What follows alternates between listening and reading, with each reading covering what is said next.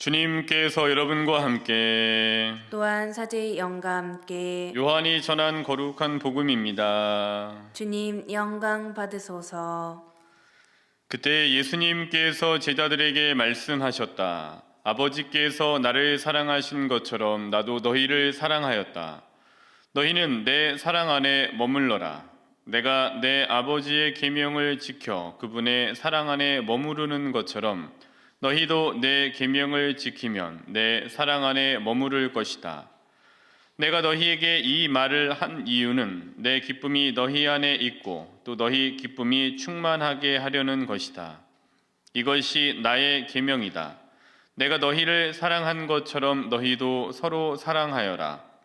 친구들을 위하여 목숨을 내놓는 것보다 더 큰 사랑은 없다.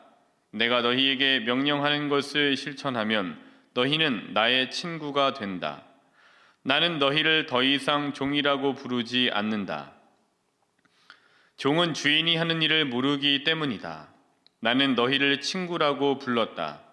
내가 내 아버지에게서 들은 것을 너희에게 모두 알려주었기 때문이다. 너희가 나를 뽑은 것이 아니라 내가 너희를 뽑아 세웠다. 너희가 가서 열매를 맺어 너희의 그 열매가 언제나 남아있게 하려는 것이다. 그리하여 너희가 내 이름으로 아버지께 청하는 것을 그분께서 너희에게 주시게 하려는 것이다. 내가 너희에게 명령하는 것은 이것이다. 서로 사랑하여라. 주님의 말씀입니다. 그리스도님 찬미합니다.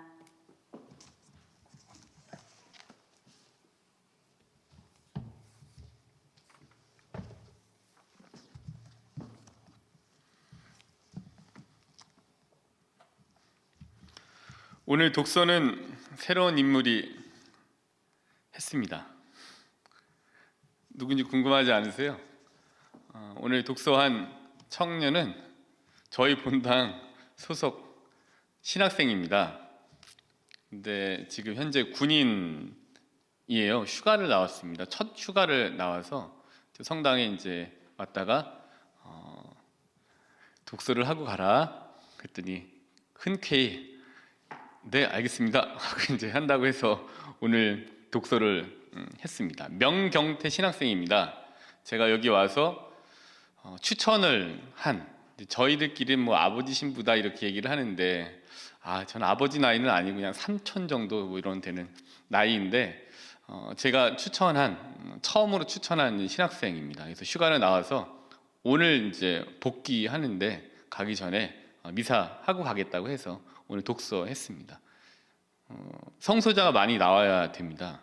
아주 괜찮은 성소자들이 많이 나와야 됩니다. 왜냐하면 아주 괜찮은 성소자로부터 결국에는 이렇게 돌아서 그 성소자로부터 그 성소자가 목자가 되었을 때 더 큰 많은 하느님의 일들이 이루어질 수 있기 때문에 정말 아주 훌륭한 청년들이 남녀를 불문하고 이렇게 저희가 성소자가 많이 나올 수 있도록 기도해야 되겠습니다.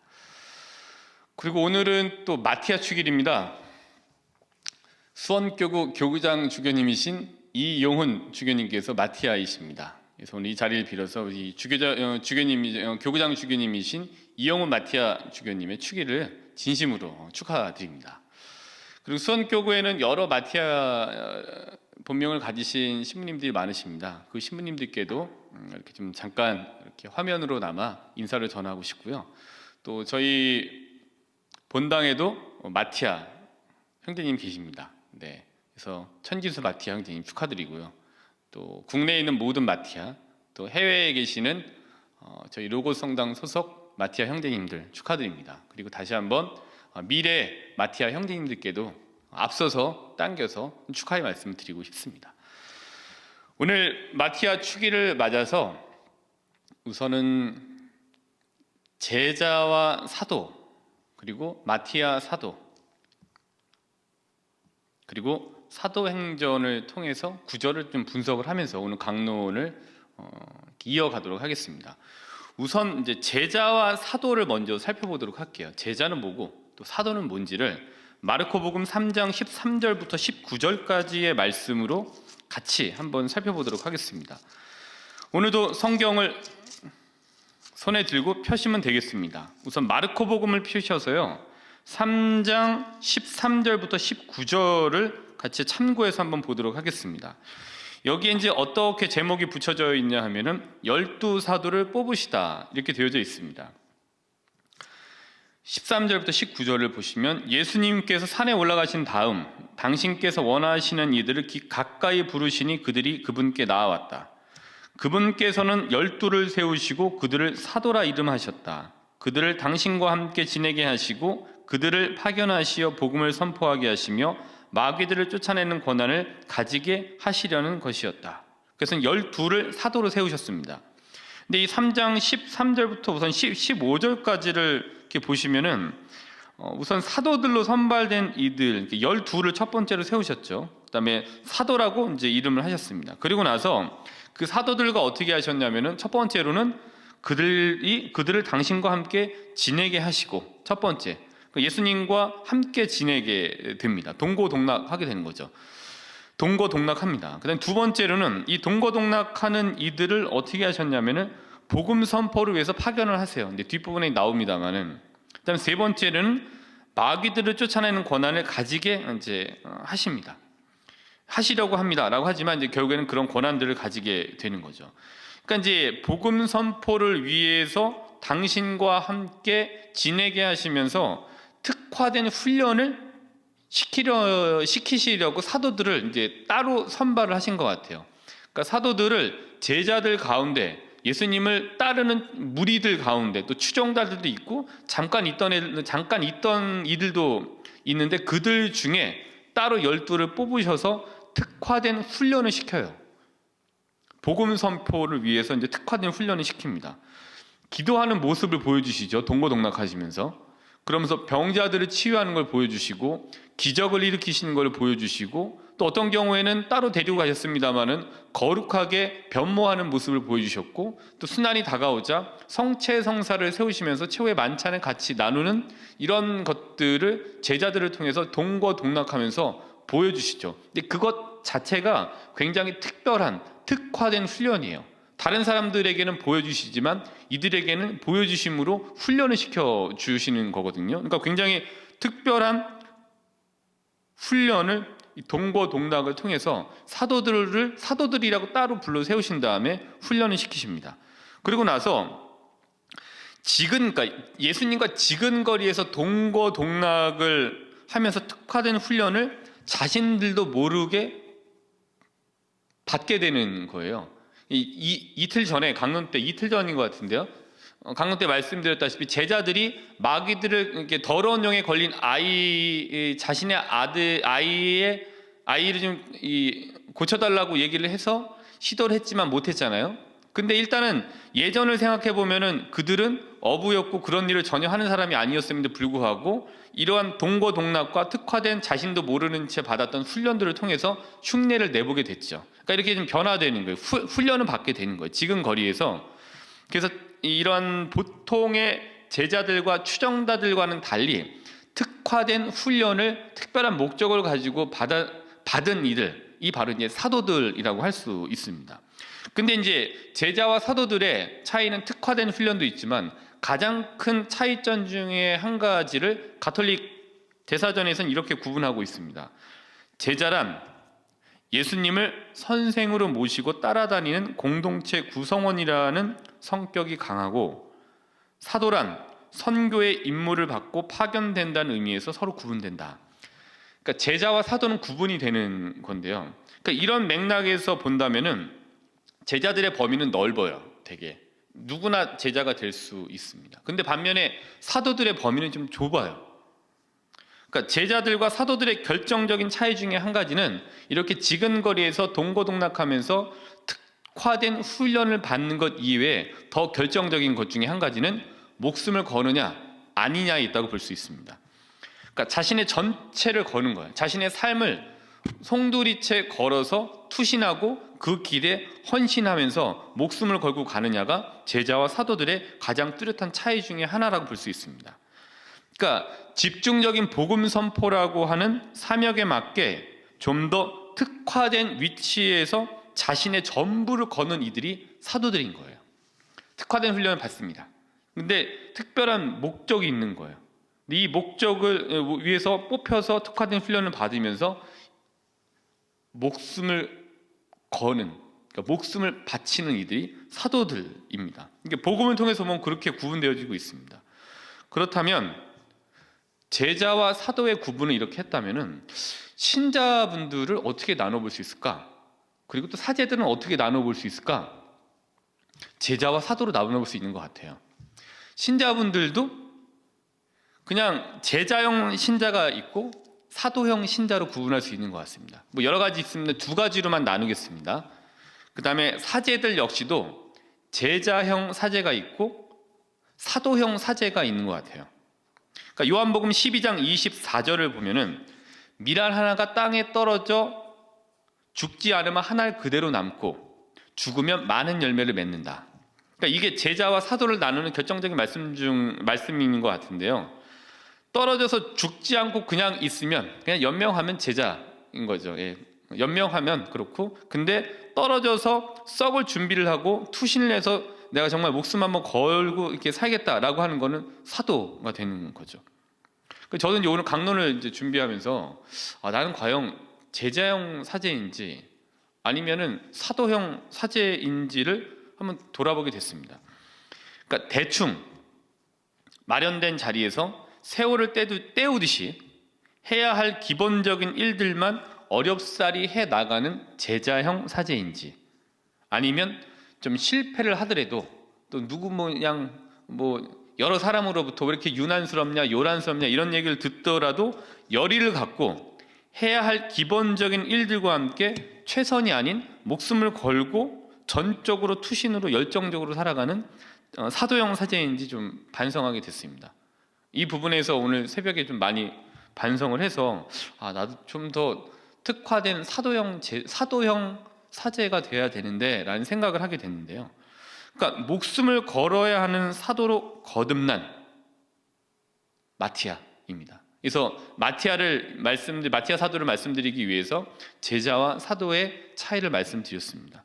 그러니까 저는 이런 반성과 함께 목숨을 걸어야 하는 사도로 거듭난 마티아 사도에 대해서 이제 바로 간단하게 좀 살펴보고요. 또 오늘 제 1독서를 중심으로 좀 말씀을 구절구절 분석해 보도록 하겠습니다. 제자와 사도의 차이 한번 잘 염두에 두시면 오늘 강론을 따라오시는데 조금 더 수월하실 겁니다. 마티아 사도, 그러니까 이제 이거는 이 정보는 누구나 쉽게 얻으실 수 있습니다. 마티아 사도는 전승에 따르면은 그러니까 이 마티아라는 말 자체가 주님의 선물, 하느님의 선물이라는 뜻입니다. 그래서 이제 마티아 사도를 72명의 제자 중에 한 명이다라고 추정하기도 하고, 아니면은 자케오다, 아니면은 바르나바와 동일 인물이다라고 이렇게 추정해 보는 겁니다. 그러니까 이제 루카복음 10장 1절부터 2절을 보시면 이런 말씀이 있습니다. 루카복음을 한번 펴실까요? 루카복음 10장 1절부터 2절입니다. 그 뒤에 주님께서는 다른 제자 72명을 지명하시어 몸소 가시려는 모든 고을과 고장으로 당신의 앞서 둘씩 보내시며 그들에게 말씀하셨다. 그러니까 이 부분입니다.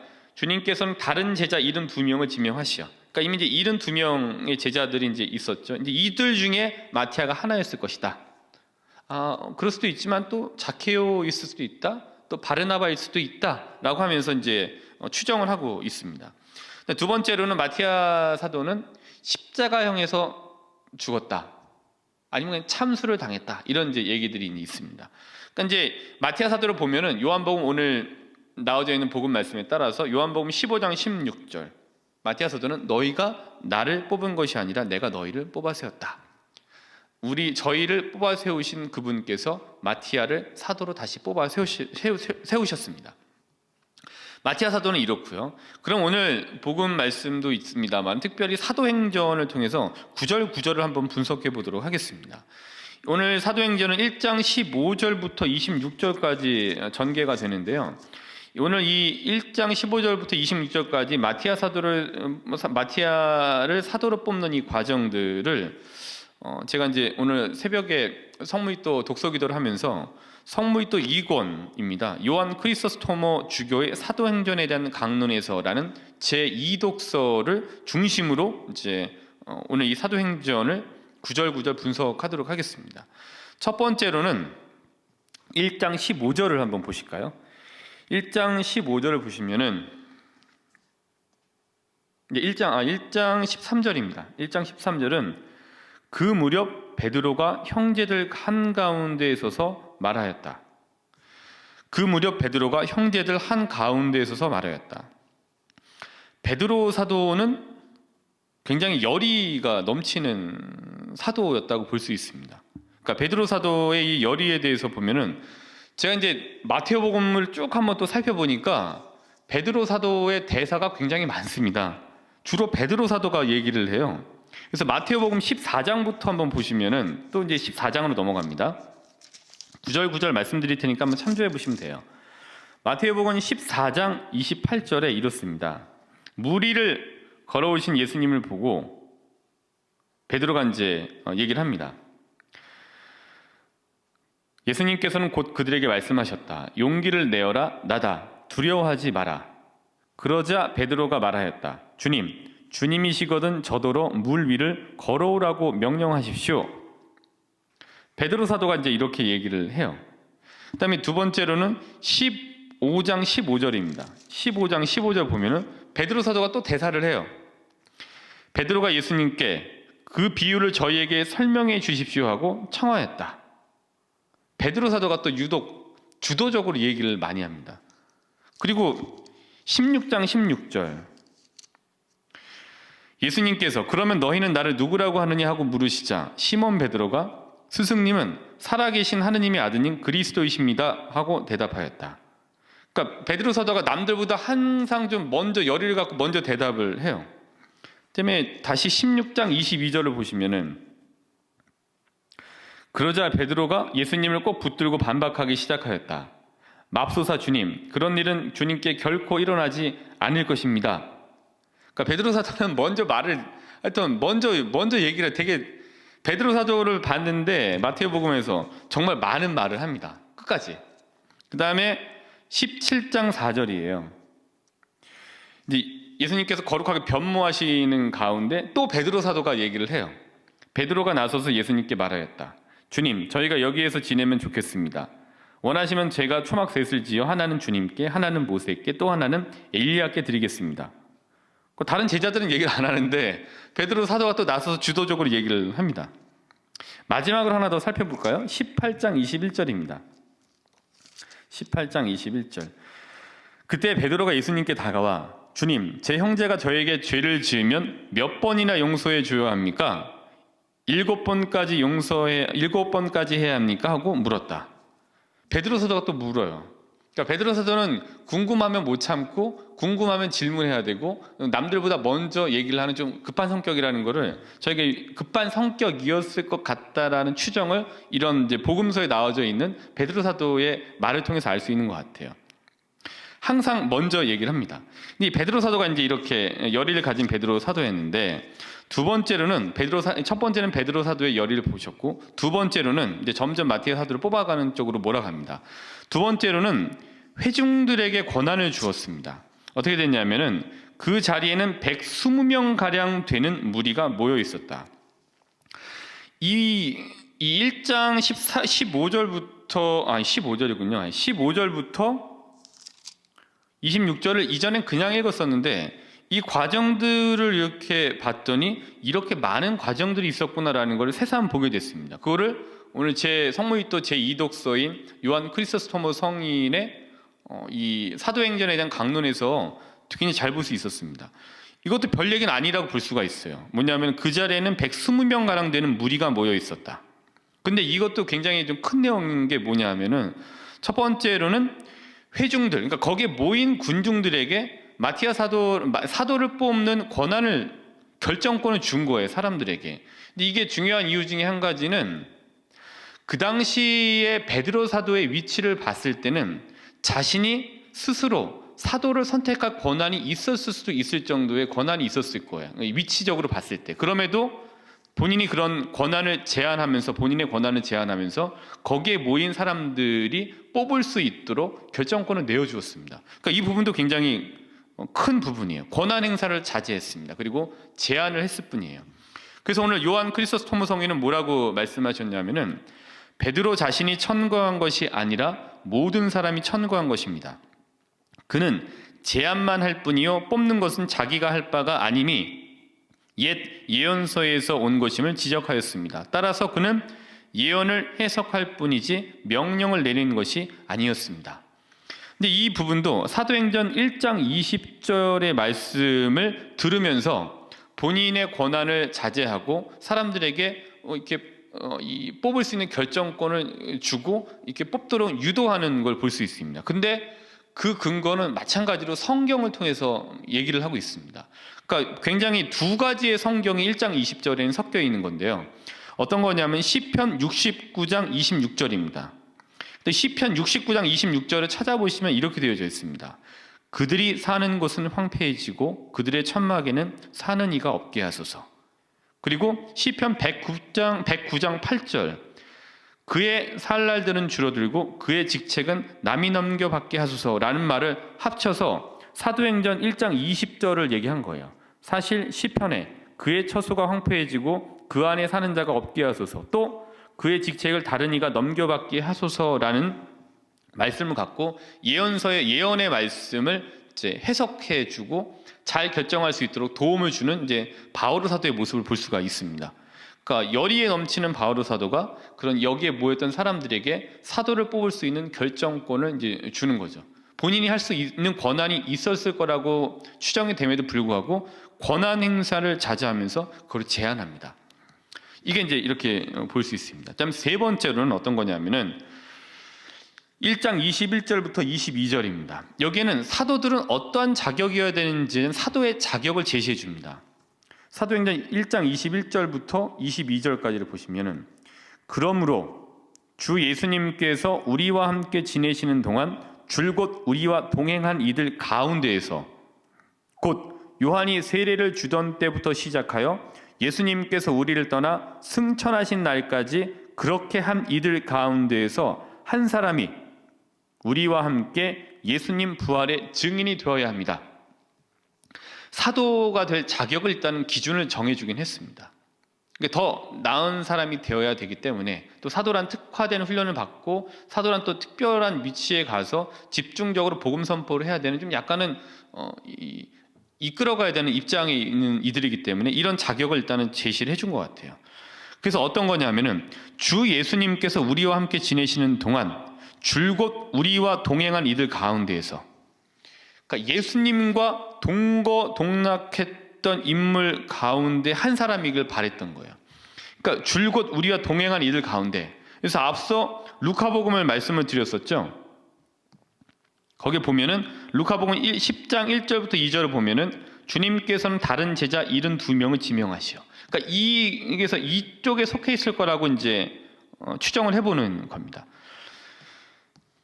그리고 이제 두 번째로는 그러니까 예수님의 전 공생활 전생 전 과정을 하여튼 최대한 같이 있었던 이들을 인물이길 바랬던 것 같아요. 세례부터 시작해서 승천하기까지 함께한 이들 가운데 한 사람, 이게 바랬던 거예요. 왜냐하면 이제 거기에 특화된 훈련을 받은 거죠. 그 같이 예수님과 다니고 예수님이 하시는 것을 봄으로 인해서 보고 듣고 실천해보고 그걸 하면서 이제 특화된 훈련을 이제 받았던 훈련된 이들 가운데 하나이길 바랬던 거죠. 세 번째로 이 부분 굉장히 중요한데요. 특별히 예수님 부활의 증인이기를 바랬다라는 거예요. 우리와 함께 예수님 부활의 증인이 되어야 합니다. 그러니까 이 부활의 증인이다라는 게 굉장히 주목해 볼 만한 부분이라는 것은 기적에 대한 증인이 아니라 부활의 증인이어야 함을 강조한다라는 거예요. 이건 이제 요한 크리소스토무 성인이 오늘 그 성모익도 제2독서에서 말씀하셨던 건데, 기적에 대한 증인이 되는 것이 아니라 부활의 증인이다. 그러니까 왜냐하면은 그러니까 다른 모든 사건들은 사실은 공적이었던 거예요. 그리고 외적으로 드러난 사건이었습니다만은 부활은 한번 자세히 보시면은 은밀히 일어났습니다. 그리고 이 어떤 이 많지 않은 증인들에게만 알려진 사건이었기 때문이에요. 부활을 직접 체험했느냐 하지 않았느냐 굉장히 중요합니다. 토마스도 부활하신 예수님을 만나 뵙고 나서 손과 발을 보아라, 만져보아라 라고 했을 때 믿게 되었듯이 부활한 예수님을 만나느냐 안 만나느냐가 이제 이 사도로서 목숨을 걸고 살아갈 수 있느냐 없느냐를 결정짓는 굉장히 중요한 사건이기 때문이에요. 기적은 많은 사람들이 봤습니다. 공적으로 외적으로 많이 했기 때문에. 근데 이 부활에 대한 부분은 많은 이들이 체험하지 못했어요. 실제적으로. 그렇기 때문에 이 부분에 의해서 부활의 증인이어야 된다는 것을 굉장히 강조했습니다. 네 번째로는 이제 이러한 이제 것들에 속한 사람이 마티아라는 거예요. 네 번째로는 어떻게 했냐면은 1장 24절부터 25절. 1장 24절부터 25절. 이렇게 기도하였다. 그러니까 그들은 바르사바스라고도 하는 유스투스라는 별명을 지닌 요셉과 마티아 두 사람을 앞에 세우고 이렇게 기도하였다. 모든 사람의 마음을 아시는 주님. 이 둘 가운데에서 주님께서 뽑으신 한 사람을 가리키시어 유다가 제 갈 곳으로 가려고 내버린 이 직무, 곧 사도직의 자리를 넘겨받게 해주십시오. 이게 1장 24절부터 25절인데요. 이 부분에서도 모든 사람의 마음을 아시는 주님이라고 했어요. 모든 사람의 마음을 아시는 주님. 그러니까 모든 사람의 마음을 아는 우리라고 하지 않았다. 이거 굉장히 주목하고 있습니다. 그러니까 우리라고 한다면은 이제 주님이 아니라 우리라고 한다면은 판단의 착오가 있을 수 있습니다. 그리고 사심이 들어갈 수 있고 편애가 들어갈 수 있는데 모든 사람의 마음을 아시는 주님, 당신께서 뽑으신 한 사람을 가르쳐 주십시오라고 얘기를 하는 거죠.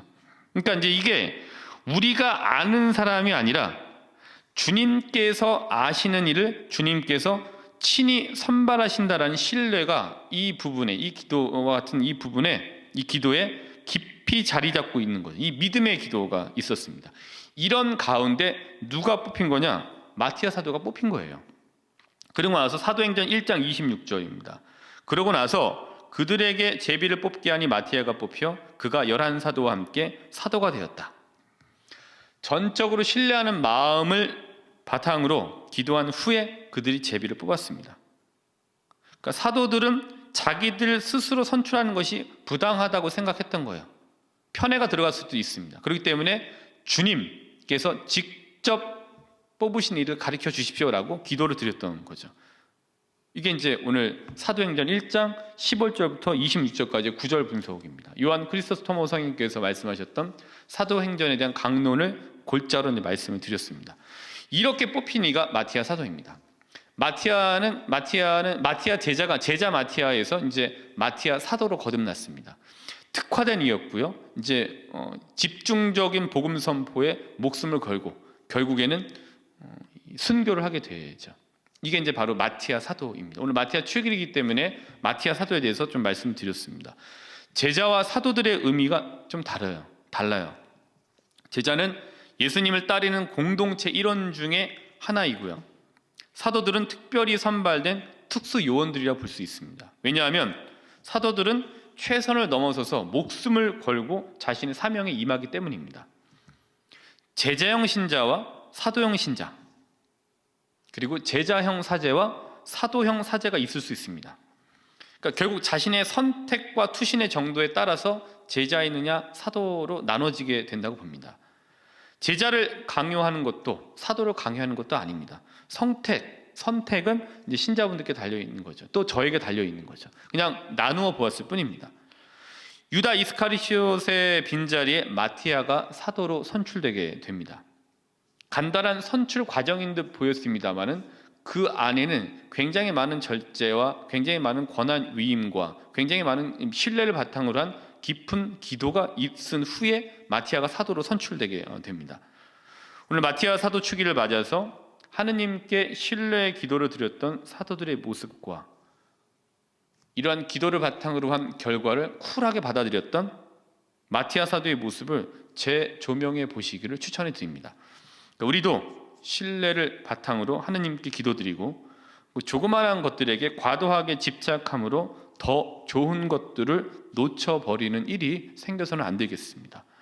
다음의 말씀을 기억하시기를 바라면서 강론을 마무리하도록 하겠습니다.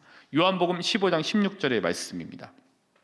너희가 나를 뽑은 것이 아니라 내가 너희를 뽑아 세웠다.